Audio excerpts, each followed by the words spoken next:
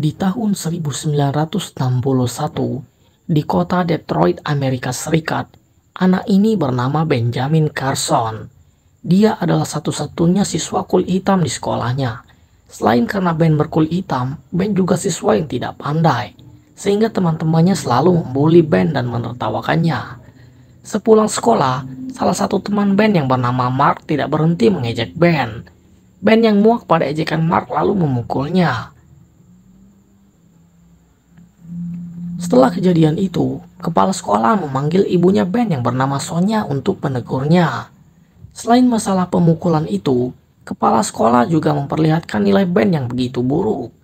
Di perjalanan pulang, Ben mengadu pada ibunya kalau teman-teman di kelas selalu membulinya dengan mengatakan Ben adalah anak terbodoh di dunia. Mendengar curhatan dari Ben, ibunya lalu mengatakan pada Ben kalau Ben tidak ditakdirkan untuk gagal. Ben hanya tidak mengeluarkan kepintarannya. Tapi kalau nilai Ben tetap seperti itu, maka Ben harus siap kalau sisa hidupnya hanya akan mengepel pabrik.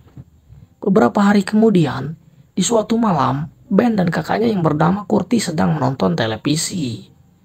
Di saat itu juga, ibunya yang baru pulang kerja menyuruh Ben dan Curtis untuk mengerjakan PR-nya. Saat Ben merasa kesulitan mengerjakan PR-nya, Ben lalu bertanya pada ibunya. Namun ketika ibunya melihat soal-soal yang diberikan Ben, ibunya beralasan kalau dia membutuhkan kacamata untuk melihat tulisan itu, sehingga ibunya menyuruh Ben mencari solusinya sendiri. Di momen itu, ibunya menyadari kalau Ben mempunyai masalah dengan penglihatannya, sehingga ibunya Ben membelikan kacamata untuknya. Setelah menggunakan kacamata itu, nilai Ben menjadi lebih baik, meskipun tidak signifikan. Tapi itu membuat Ben merasa senang karena ada perubahan yang lebih baik pada dirinya. Malam hari saat makan malam, ibunya Ben juga merasa senang ketika mendengar nilai Ben yang lebih baik. Ibunya juga menasihati dua anaknya agar Ben dan Curtis bisa memanfaatkan imajinasi yang mereka miliki. Mendengar nasihat ibunya, Ben malah merasa bingung. Dia berkata pada ibunya, kalau aku terlalu bodoh untuk berimajinasi. Mendengar itu, ibunya lalu mengatakan pada Ben kalau seluruh dunia ada imajinasimu, dan Ben hanya perlu melampaui yang terlihat. Setelah makan malam, Ben dan ibunya menonton TV bersama. Namun tiba-tiba raut muka ibunya berubah. Dia seperti memendam sesuatu yang sangat menyakitkan di dalam batinnya. Beberapa hari kemudian, ketika Ben sedang berada di gereja, dia mendengarkan khotbah yang bercerita tentang seorang dokter yang dikejar oleh Raja Bandit. Mendengar kisah itu, Ben lalu berimajinasi kalau Ben adalah dokter yang ada di dalam cerita. Ben merasa bahagia ketika dia bisa berimajinasi. Dan sesampainya di rumah, Ben menceritakan pada ibunya bahwa kini dia telah bisa berimajinasi. Selain itu, Ben juga menyampaikan pada ibunya kalau Ben ingin menjadi dokter. Pada siang hari, Sonya pergi ke psikiater. Sonya datang ke sana karena dia merasa bahwa ada banyak sekali tekanan hidup yang dialaminya. Di sana Sonya menceritakan tentang kisah hidupnya.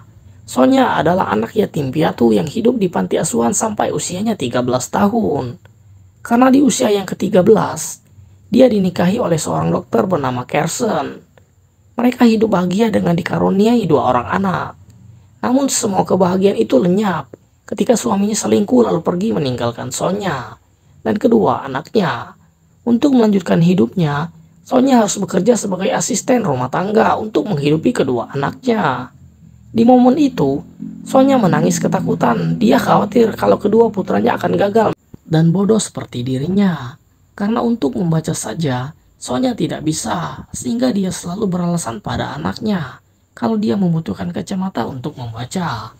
Sonya tidak ingin kedua anaknya tahu kalau dia adalah seorang ibu yang bodoh, sehingga membuat kedua anaknya merasa pesimis untuk meraih cita-citanya. Setelah menceritakan semua kepahitan hidupnya, psikiater itu menyarankan Sonya tinggal di sana selama 1 minggu.